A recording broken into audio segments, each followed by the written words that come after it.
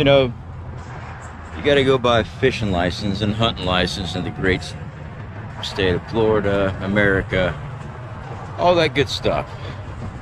You got to pay the government to go out, buy the gear, get taxed on that, and then go out and fish to feed your family or hunt.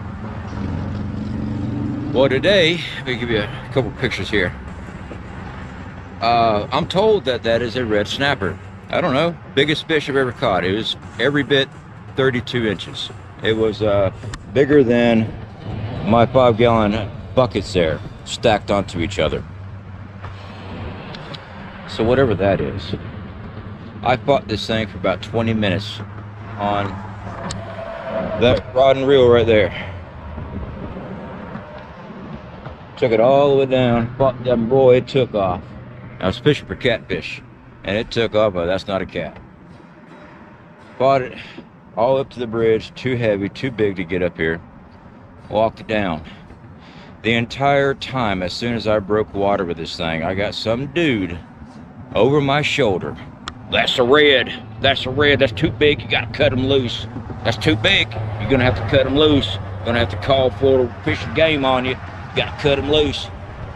So it ain't gonna cut shit loose.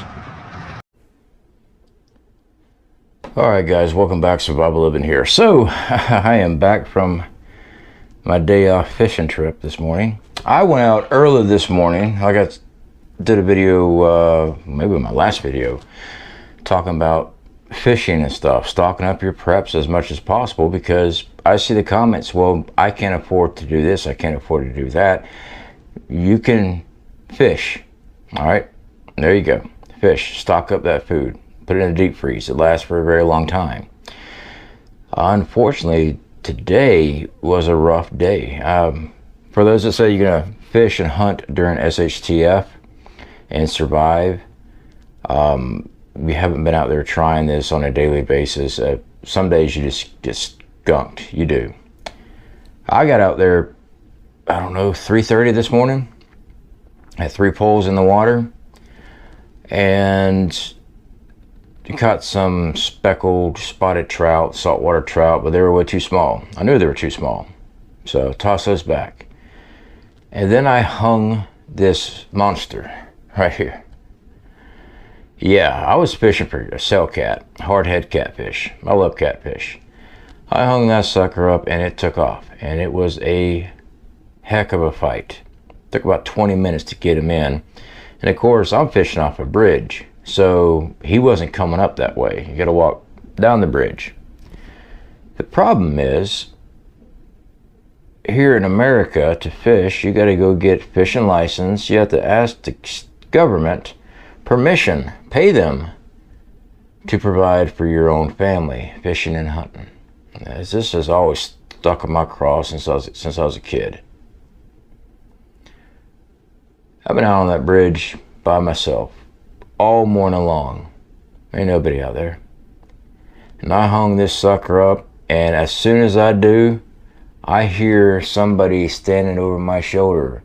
It's a red. You gotta cut it loose. It's too big. It's too big.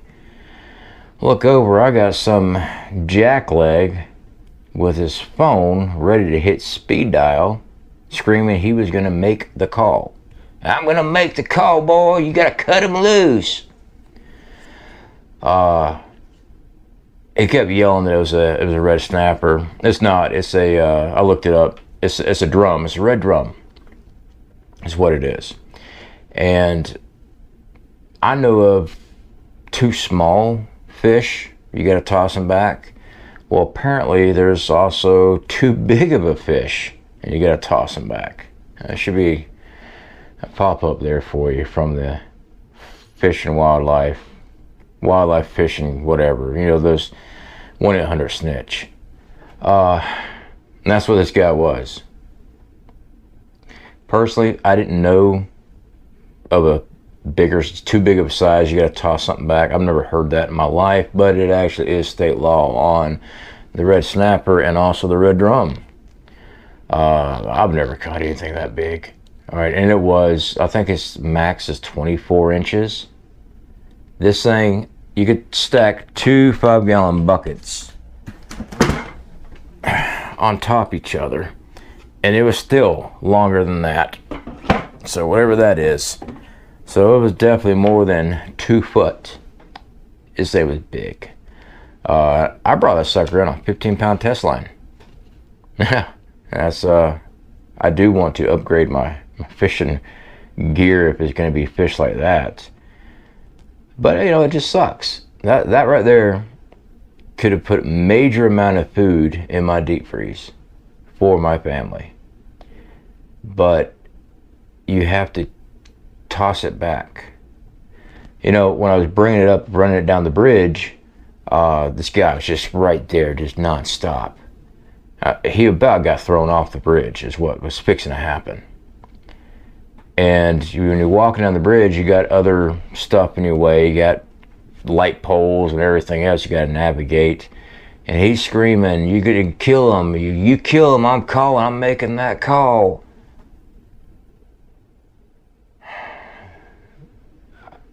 If that guy happens to see my YouTube channel, you are one lucky individual. I'll tell you that much. I've been out there all morning long fishing, and here comes you running that mouth. Got the cell phone in your hand. So either way, guys, and I know the comments are going to be there. Well, during SHTF, there is no fishing license yet. We're not in SHTF yet.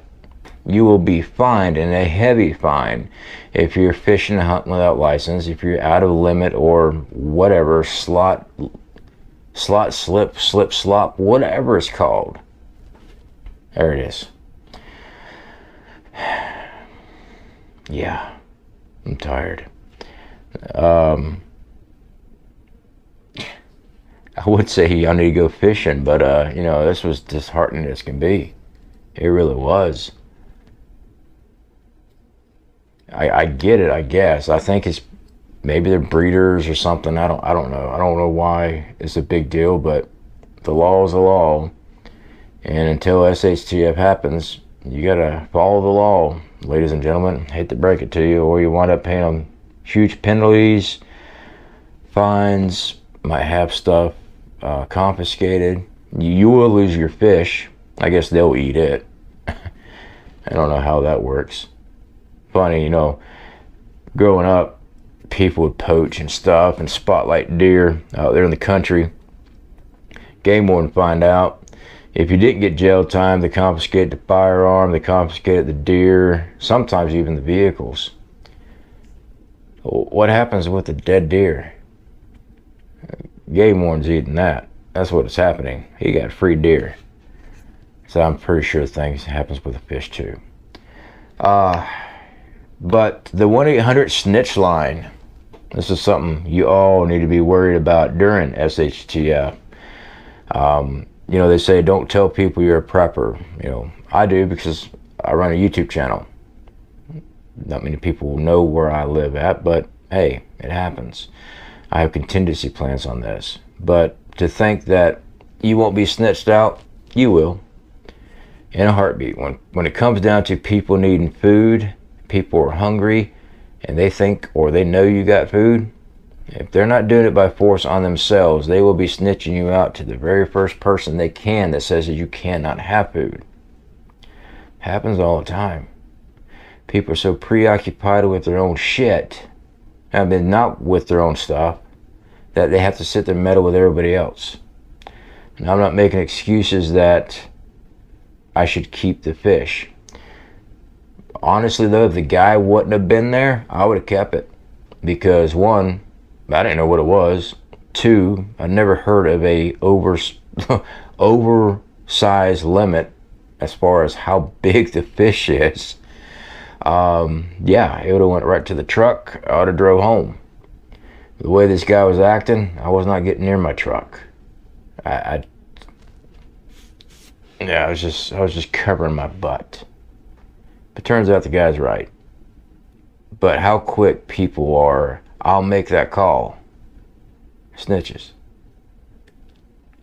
To each their own, whatever. I know there's a lot of people up here, self-righteous, D-bags. Y'all go ahead and type away. Personally, I've hunted fish my whole freaking life. It doesn't affect anything. You know how I know? Because if you're a commercial fisherman, you can drop massive nets and you can collect and put in anything you want as long as you pay your fines and you make your multi-million dollars selling your product, and it's okay. But if a American citizen is doing that to put food on their table, you're going to find the shit out of them. Yeah, there ain't no self-righteous anything about that. Mind your own damn business. There you go. All right, guys. Speak to y'all later.